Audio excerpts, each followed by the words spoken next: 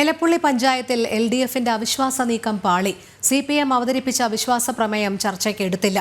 പ്രമേയ അവതരണത്തിൽ നിന്ന് കോൺഗ്രസ് BJP അംഗങ്ങൾ വിട്ടുനിന്നു.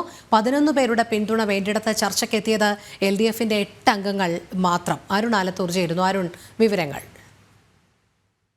നിർമ്മാണ കമ്പനിക്ക് സർക്കാർ അവിശ്വാസ പ്രമേയം അവതരിപ്പിക്കാനുള്ള നീക്കം പാളിയിരിക്കുകയാണ്. LDF നൽകിയ അവിശ്വാസ പ്രമേയം ചർച്ചയ്ക്കെടുത്തില്ല എന്നുള്ളതാണ്.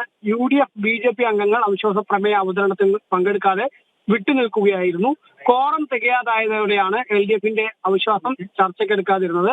11 അംഗങ്ങൾ ഉണ്ടെങ്കിലാണ് ഇവിടെ അവിശ്വാസം ചർച്ചയ്ക്കെടുക്കുകയുള്ളൂ. LDFന് എന്നാൽ 8 അംഗങ്ങൾ മാത്രമാണുള്ളത്.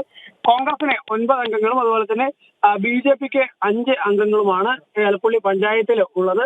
ഏതായാലും CPM ഇത്തരത്തിൽ അവിശ്വാസ പ്രമേയം എലപ്പുള്ളി പഞ്ചായത്തിൽ ഒരു അവിശ്വാസ പ്രമേയ അവതരണവുമായി രംഗത്ത് വന്നിരിക്കുന്നത് അത് ഈ വലിയ രീതിയിൽ മദ്യനിർമ്മാണ കമ്പനിക്ക് സർക്കാർ അനുമതി നൽകിയതോടെ വലിയ രീതിയിൽ ജനരോഷം ഈ പഞ്ചായത്തിൽ ഉയരുന്ന ഒരു സാഹചര്യമുണ്ട്.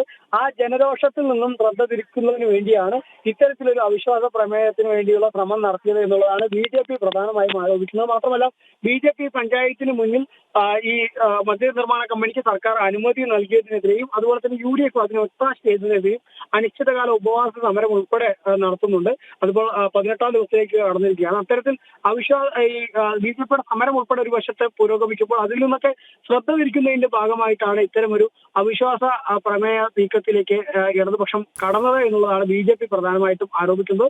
മാത്രമല്ല കോൺഗ്രസിന്റെ പഞ്ചായത്ത് പ്രസിഡന്റും പറയുന്നത് സമാന രീതിയിൽ തന്നെയാണ്. അതായത് ഈ LDFന്റെ ഭാഗത്തു നിന്നും അവിശ്വാസ പ്രമേയ നീക്കം എന്നുള്ളത് അത് മദ്യനിർമ്മാണ കമ്പനിയെ സഹായിക്കാനാണ്.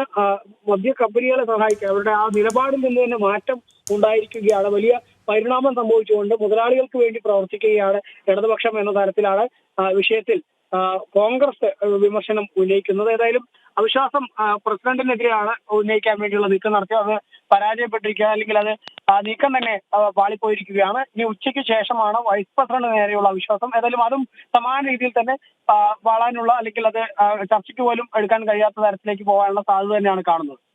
ശരി, അരുണാണ് വിവരങ്ങൾ നൽകിയത്.